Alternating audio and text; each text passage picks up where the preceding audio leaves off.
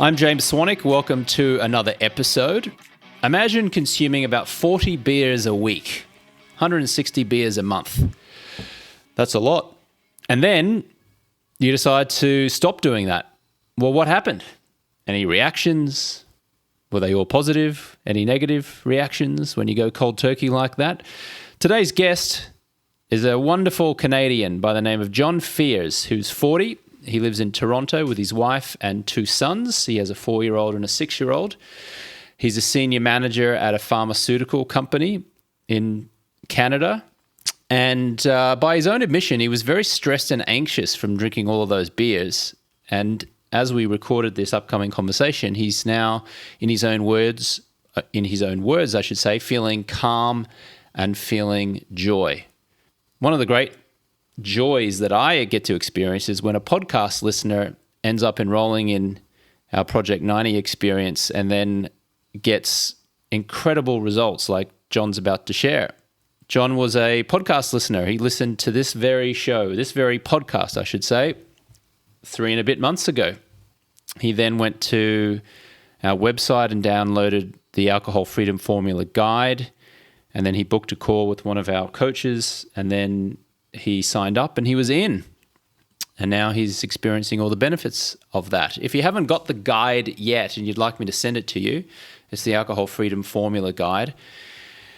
You can go to alcoholfreelifestyle.com/guide, and there's also a link in the description. You can click on that. And if you'd like to have an exploratory phone conversation with our top coach, Victoria English, to see if Project 90 or any of our services may be for you, then you can go to alcoholfreelifestyle.com/schedule. And there's also that link in the description of this podcast episode as well. So let's listen to Jon Feairs, 40, from Toronto, from 40 beers a week to 92 days alcohol-free. Here he is. A beer delivery to your doorstep every week, Jon, is that correct? Yeah, especially during COVID. So where I live, all the local breweries were given permission to deliver straight to the doorstep. I thought it was the best news of COVID at the time. Let's give the beer company a free plug. What brand of beer were you having delivered? Oh, locally, there's a couple great ones. Great Lakes Beer is one, and Collective Arts was another. So they're local microbreweries in Toronto.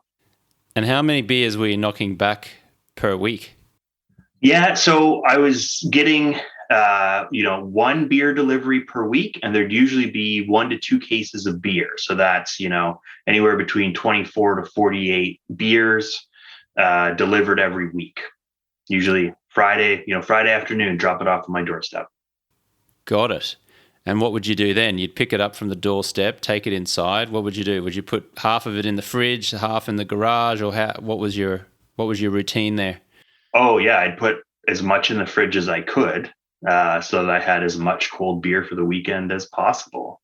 And then, I would dutifully finish my work and crack a cold one at 5 p.m. and we couldn't go anywhere because it was COVID. So beers on Friday, beers on Saturday afternoon, beers Saturday night watching sports, beers Sunday afternoon while doing chores around the house. And when you say we couldn't go anywhere, who are you referring to? Well, just, the lockdowns during COVID. And so I live, I have a family at home. So I've got a wife and 2 kids, 2 young boys, they're 4 and 6. And, we were fortunate in that we've stayed healthy through all of this. We haven't caught COVID, haven't caught any other, illnesses. My wife and I both work from home. And so we had, meaningful employment through all of this as well. But there was certainly a lot of stress and, and a lot of, it's weird. It was either stressful or boredom, the 2 sort of key factors in cabin fever being together all the time as a family. What's your profession and what's your wife's profession? So my wife is a leadership coach. So she focuses on female leaders. And so, I've always been interested and open to the idea of coaching and see the value in it. And then my role is I work for a pharmaceutical company. So in the biopharma space, I liaise with governments across the country to bring medicines to patients and make sure that they're getting the governments are getting value for money for what they're paying for, and that patients are getting the medicines they need. And tell us about your 4-year-old and 6-year-old sons. They are bundles of joy, bundles of energy. That's for sure. They are just go, go, go all the time. Really, really hilarious and funny and smart guys. They've had a hard time through the pandemic lockdowns too. So schooling in Ontario, in Toronto, elementary school kids really were shut out of the classrooms for a really long time. So my one kid who's in grade 1, he has spent most of kindergarten behind the laptop screen. So thankfully this year things are a little bit more normal. But that has a lot of stresses too. That's put a ton of mental stress on him that then as a parent, you're trying to manage while you're trying to manage your own mental stress. Yeah. So something must have happened for you to feel inspired enough to reach out to me and my organization and invest in a 90-day program to get long-term power over your drinking habits. By my calculation or our calculation, you were consuming about 160 beers a month, about 40 beers a week. You were getting it delivered to your doorstep. What inspired you to make a change? What happened?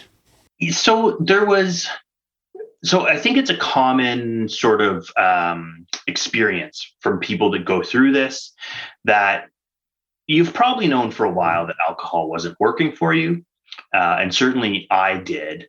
But I always thought that it was still, that reward at the end of the day, or that it would help take the edge off, relieve stress, provide some relaxation. And I finally came to a point this summer where I realized that I was just drinking by habit. It wasn't fun. It wasn't stress relieving. It didn't make me feel good about myself at all. In fact, it was the opposite. It was making me feel just horrible about myself, physically and mentally. And so I finally just kind of got honest with myself to say, you know what, this stopped being fun a long time ago. And it's not giving me any of these other perceived benefits of stress relief, relaxation, reward. So why am I doing this? And as we talk about in this group, and the reason we do it is because there are huge reinforcing factors from a social perspective and from a physiological, biological perspective. It's a powerful drug, and there's a powerful social reinforcement behind it. But folks like us who are in this group, we're well-established professionals. We're objectively, we've got it together. Everything on paper looks great. And so I think we all think that, well, I can figure out this drinking thing. I'll just willpower my way out of it. Or I'll just have willpower over it. And then you have an internal battle every day. And then 5 o'clock rolls around and you're like, oh, I earned it. Or the kids are yelling or whatever, crack open a beer. So all of that is to say that I realized that I was miserable. And probably externally, most people other than my wife would probably not be able to see that. But I was just miserable. I was miserable with myself. I was crabby with the kids. I was disengaged from my wife, and I was still showing up at work, still doing, getting good performance reviews, all that kind of stuff. But just inside, I just felt like I got to try something. And so I stumbled across your podcast. And I think within 48 hours, I signed up. I was like, this is the one, let's do this. Got it.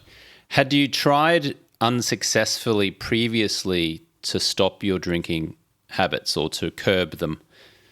Not in any formal way, although there was an interesting little snippet that I'd forgotten about and I remember now. About 3 years ago, around this time, just before Christmas, I came across through a coaching podcast someone who was doing, they called it over drinking or whatever. So, reduce or eliminate your over drinking or drinking. They focused on a female clientele, which is great. So I reached out to them and said, "Hey, do you have any suggestions for like a male clientele?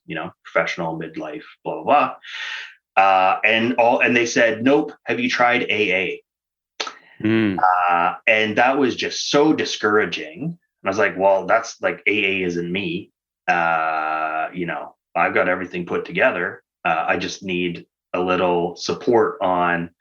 A habit change, a behavior change. And so no, the short answer is no, other than the, daily fight in my head of, I'm not going to crack a beer today.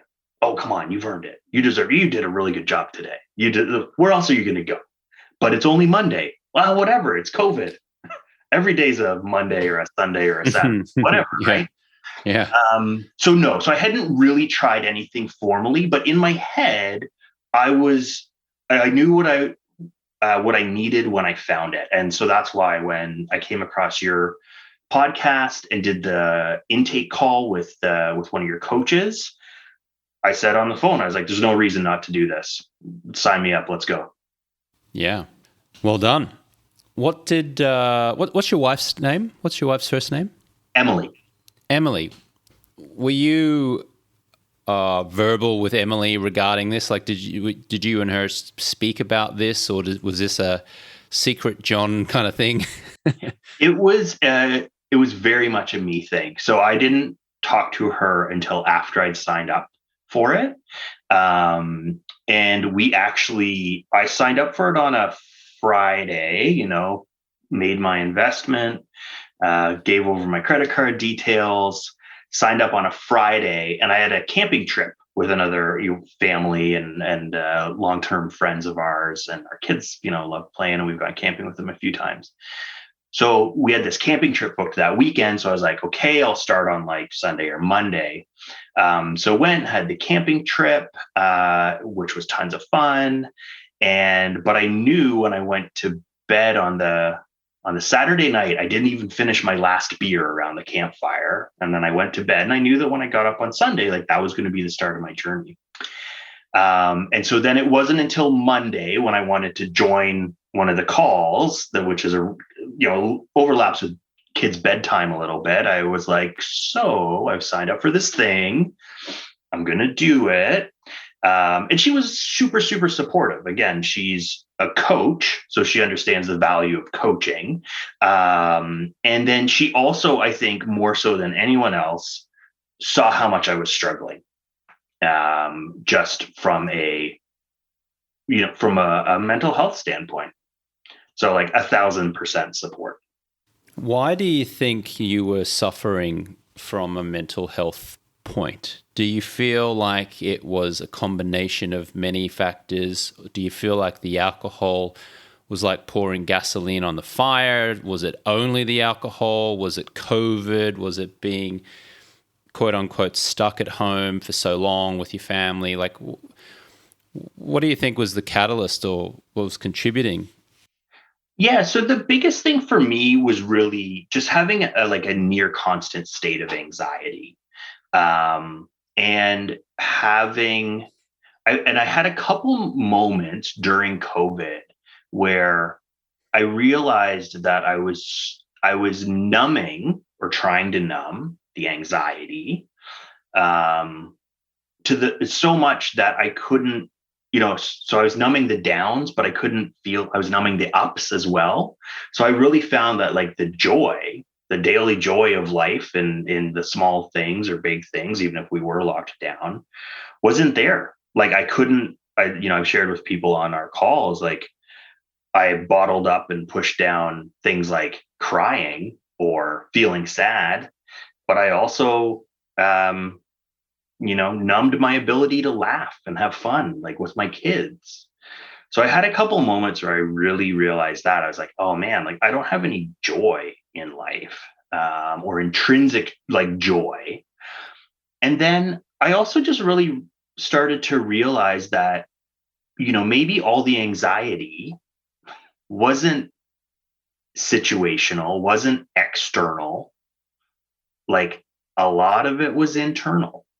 And that's been one of the huge things for me in this program, is just like the calmness of my state of mind right now is amazing. I think around 95 days or 94 days as we're recording this. Um, that is probably the single biggest benefit for me, and why I'm so happy to have done this. Is just I don't really get stressed out or anxious over anything now.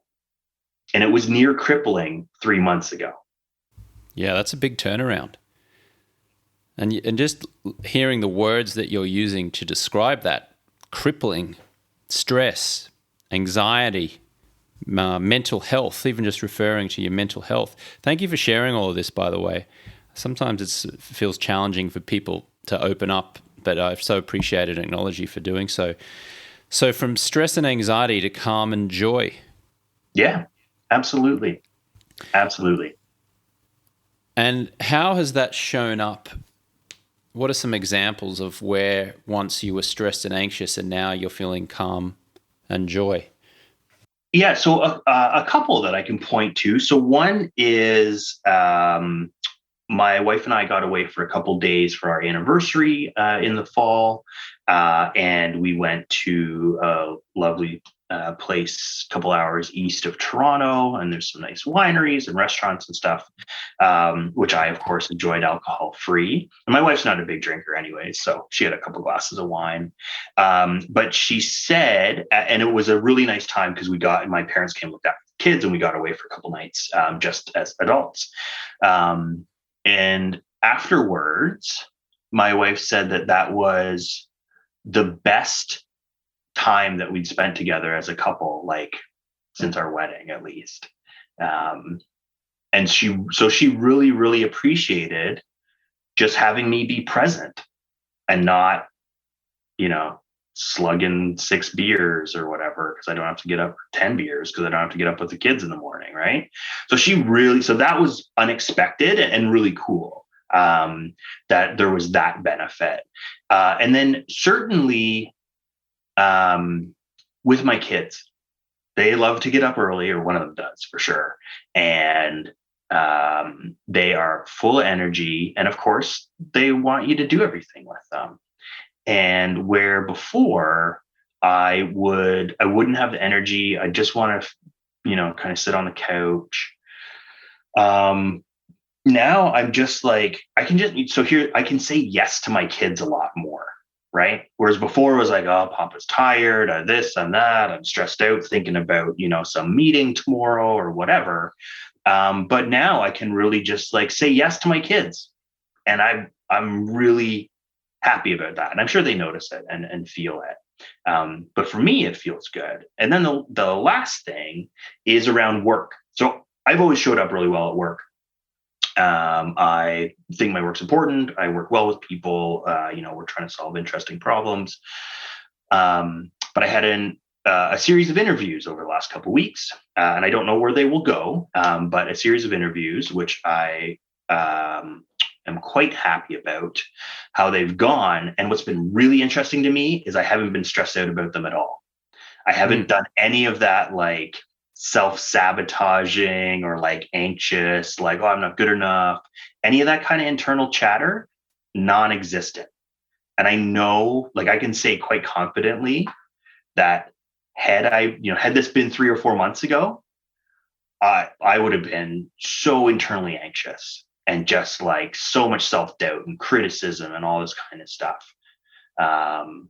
Whereas I was really able to just show up as me, the leader that I am, and be confident that whatever, the decision is out of these interviews for this role, I know I showed up true to myself, and it was a great experience. So, so even that, has been a really, really cool thing to just reflect on, and notice that I'm showing up more like myself now in those areas.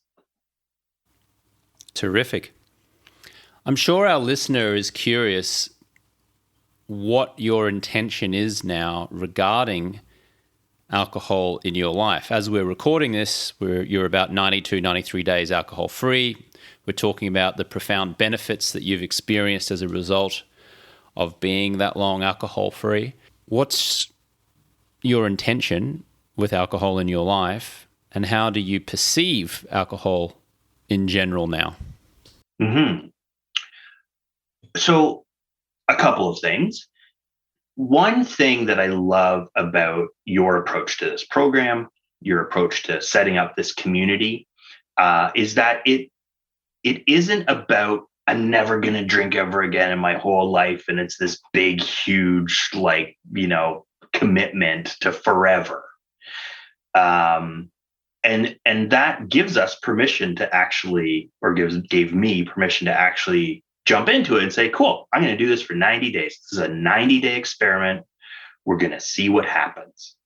And then by doing it, I have been really aware, as we've just talked about what those benefits are. So when I first joined, I thought my day 91 was on a Saturday. And I thought day 91, I'm going to grab a 6-pack and watch the hockey game on Saturday night, right? But about halfway through my 90 days, I started thinking, man, I feel good. Wouldn't it be really cool to go through the holidays without drinking? Man, that would be a big relief, actually. I started getting excited about waking up on New Year's Day not hungover. And so that was cool. And so then James, maybe we'll explain for your listeners that there's this Beyond 90 program, which basically puts your commitment out to a full year alcohol free. So, once I was in that headspace, I was like, sure, I'm going to sign up for that. So I'm signing up for that. I think I'm going to get on my first Beyond 90 call tomorrow. And so that'll put me out till basically the end of August.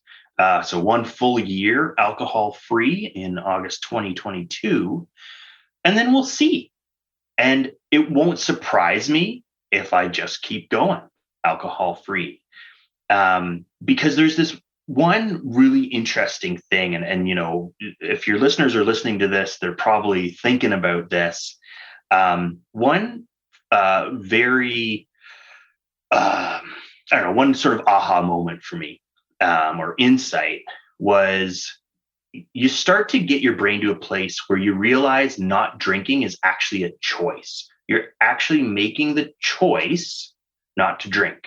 You're not acting on an impulse to drink because you feel awkward in a social setting, or you feel stressed and you want to change your state. And you're not feeling forced to deprive yourself and, I'm missing out on all this fun. You're actually just making a choice about what feels good for you in that moment. And so I've just made a series of choices over the last 90 days, and I will continue to, and then up to a year, and continue to after that, I'm sure. So it's really cool to give yourself that power. And I know you talk about this, James, the power over alcohol, but I can say as a testimonial, my experience is I recognize that in the moment. I recognize that I'm choosing not to drink. So I'm going to keep doing that because that's what's working right now. I love it. What alcohol-free drinks did you discover or consume during the 90 days? You got any tips for our listeners here who are looking for an alcohol substitute? Yeah, for sure. And I actually, early on, I wondered, is it? So I'm a big beer drinker. I loved beer, as we talked about. I got the weekly deliveries. And I still do like that beery taste. So I've kind of experimented with a few non-alcoholic beers. Early on, I was, chatting with folks in the group about, is that like cheating? Should we really just be sticking to water and no approximation of alcohol. And I think that's really, really personal. So people have to really think about, will something trigger them a craving or not? But for me, I really, I did enjoy the taste of a cold beer. And so there's a couple non-alcoholic versions. Actually, just Beck's non-alcoholic is what I'm going to right now. There's a couple other options. Lots of the craft breweries actually are making non-alcoholic options, or other sort of flavored soda type drinks that are like low sugar and but still interesting flavors. So there's lots of great things to experiment with. I was never a wine drinker or a big wine drinker, but I know there's some options there. My advice, though, you have to be honest with yourself. Like, it's not beer; it's a beer flavor. So it was, I never have grabbed a non-alcoholic beer with the intention of tricking myself into thinking I'm drinking. I'm not. But there is like that cold, crisp, kind of bitter taste. I like that once in a while. Pop one open watching a hockey game. But yeah, and then lots of, there's lots more mocktails and that kind of stuff. If that's your thing. Bars are having more options. So, if I was out at a bar or a restaurant, I'd try to look at the menu ahead of time, see if they had any non-alcoholic options. And really just, I've tried about 20 flavors of soda water. So, and that's been good too. It's a bit of variety, right? Yeah. But there's lots of options out there, and it seems like there's more and more options coming out over time. Yeah, there's so many options because society is shifting. It's going to take a while. Like, it's going to take a while before it's a significant shift or a noticeable shift, I guess, to the masses or to the mainstream. But the shift is happening. More and more people are choosing to go alcohol-free. More and more brands are producing alcohol-free versions. Mm-hmm. People are becoming more health conscious. People are becoming more aware about the damaging effects of alcohol and the profound benefits that you can generate when you go alcohol-free. Yeah, for sure. And my experience was certainly that, the benefits are undeniable. And I think lots of people coming out of COVID will feel that too, where you might want to shake something up. You might want to get back in control of some health things. And this is a really big thing you can do. And, actually there was in my local newspaper a couple of weeks ago, there was the regular wine column was doing a feature all on non-alcoholic wines. I'd never seen that before. Wow. So cool. Yeah. Just as we head for home here, why do you feel doing a coaching program and joining a community like ours was effective for you when willpower had been ineffective for you previously and is ineffective for so many people in the world? So with coaching, so one thing that makes coaching successful is you have to put in the work, right? Like, coaching isn't some magic crystal ball of answers. And so, clients have to be willing to put in the work, and that means looking internally and having some good but honest conversations with yourself. But the other thing about coaching and this program that's such a great setup is just, it's the support and the tools, right? You wouldn't undertake any other, project or endeavor without having the right tools. I can't willpower my way to figure out, the electricity circuitry in my house, right? I'd figure out what the tools are. I'd learn the tools, or I'd hire someone to help, right? Or anything else. Like, you learn the tools, you learn the skill. And so that's what this really was learning the skill and having the support and the tools to make the choice to not react or to an impulse that's pressured on you. And that's the other thing is like and I've said this to folks in our group and others, and I'll say it to your listeners, the easiest thing to do is just have that drink. That we're set up to drink. And I say this as someone who has I've willingly participated in a lot of drinking and a lot of social drinking and everything else, buying into the story. It's everywhere. It's the easiest thing to do. The harder thing to do, or hardest thing to do, is to say, no, thanks, I'm good. Because that means that you're kind of standing there like, I'm just going to be me. I'm not going to mask it. I'm not going to try to fit in. I'm good just being me. And that's a really hard thing for people, I think. It certainly was for me. That was my experience. And so again, this coaching approach, which is, it's non-judgmental, it's very supportive, it's focused on the future, and it really helps give the tools and support to tackle one of the hardest things to do, I think, in our society.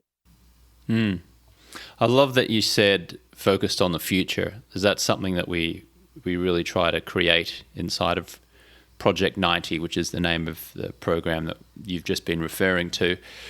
Because a lot of modalities or organizations such as AA, in my experience, tend to languish in the past. They have participants feeling a lot of shame, feeling a lot of guilt, feeling a lot of embarrassment, and rehashing all of that kind of stuff. Now, there is a time and a place for that. And certainly people in our program, that we revisit the past and we talk about things that have happened, but we don't languish there. We don't spend too much time there. It's all about how do we reposition our lives? How do we make a shift where we get to create? And I always say it's not about saying no to alcohol. It's about saying yes to an alcohol-free lifestyle. It's not about denying yourself something. It's about saying yes to something else. Mm-hmm. Was that your experience? Yeah, totally. And I think that was one of the really important lessons early on that we talked about in some of our group calls, James, was this idea of you're not depriving yourself. Like, what's the opportunity that you're giving yourself? What do you add? And I wrote down, some of my notes, like, how is not drinking adding something to my life rather than taking away something, right?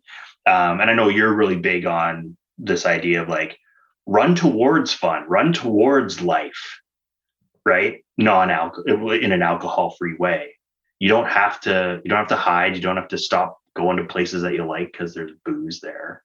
And so, yeah, that's certainly been my experience, and why, when I read if you're still doing the alcohol freedom formula or whatever, your sort of free materials are there. That I would encourage everybody here, listen or read through that. It's a quick read, but if there's something in there that resonates with you, as it did for me on just the approach, right, and the mentality in this group, then this might be the thing for you to join to make that big change. And that certainly, I read that, I listened to a podcast, I signed up. Yeah, you're referring to the Alcohol Freedom Formula, which is a free guide that we send out to folks. I'm holding it up in my hand right now. If you're listening, you can't see me, but I've got the printed out version here. If you'd like me to send that out to you, then just go to alcoholfreelifestyle.com/guide, and there's also a link in the description of this podcast down below. Well, Jon, congratulations again. From 40 beers a week to alcohol-free, and most importantly, from stressed and anxious to calm and feeling joy. Mm-hmm. And it seems like your 90-day experiment had a few wins in it, which is terrific, not just for you, but also for Emily, also for your two boys, also for possibly your profession and your future career, if not at the very least your existing employers. Yep. And yeah, congratulations. And thank you for being so supportive of other people as well. I know I acknowledged you on your final group Project 90 call last night, but you were very, very supportive of other people. And you came and you shared and you were vulnerable and you opened up. And That's all we can ask. So thank you, sir. So appreciate you. Yeah, my pleasure, James. Thanks for putting this group together. It can be life-changing for sure. So thanks a lot. Thank you so much for listening to today's episode. I want to load you up with some free stuff. If you look in the show description, there's a link there to get my guide, which is the Alcohol Freedom Formula Guide. And in that guide, I will walk you through the process and system for successfully reducing or quitting alcohol. It's the same system and process that I give to my clients inside of Project 90. And if you would like to get your hands on that guide, you can click the link in the description part of this episode, or you can go to alcoholfreelifestyle.com/guide. Likewise, if you would like to be considered for Project 90 to join our community and get some accountability, some coaching, and have fun, achieve some goals over at least 90 days with our help and support, then you're invited to schedule a complimentary coaching call with one of my coaches. You can do that by clicking the link in the show description or going to alcoholfreelifestyle.com/schedule. Now, Project 90 is for over 30s only. And it's really for people who are ready to get long-term power over alcohol. You don't have to quit forever, but you will have to quit for at least 90 days with our support. Just a reminder, 95% of my content is free and plastered all over the internet. If you just Google James Swanwick and the word alcohol, you'll find that. For those of you who want additional support, if you want coaching, fun, accountability, if you realize that you can't do this on your own or you just plain don't want to, then I invite you to schedule that call and we can talk about if Project 90 is for you. If you would like to take some of my supplements, swanvitality.com is the website. I'll put a link in the show notes as well. I have a liver support product called Loving Liver, which I designed and specially formulated to help remove toxins from your liver after years of alcohol consumption.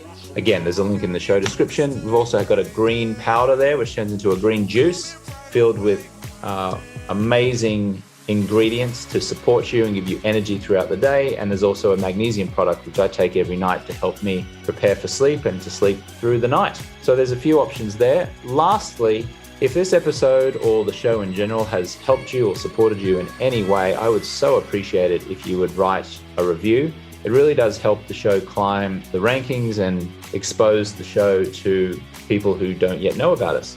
So if this show has benefited you in any way and you feel compelled to pay it forward, just writing a short little review, hopefully a nice one, will be so appreciated and I will thank you immensely.